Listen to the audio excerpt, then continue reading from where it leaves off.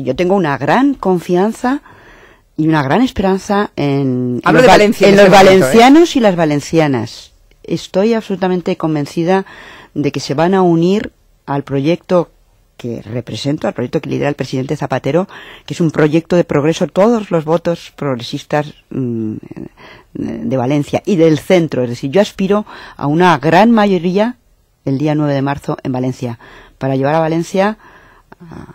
al mundo, para hacer de Valencia la tierra que ocupe el lugar que le corresponde, para hacer una Valencia de mayor progreso, en donde haya más investigación, donde haya mejor educación, más información, donde haya la economía crezca mejor, donde seamos el centro de la cultura del Mediterráneo, donde sea ese eje transversal del corredor mediterráneo, que una, además, con las autopistas del mar con Italia y con Francia. Esa es la Valencia que yo quiero, y estoy segura que voy a unir a este proyecto tan ilusionante a muchos valencianos y valencianas que nos van a dar la mayoría en Valencia.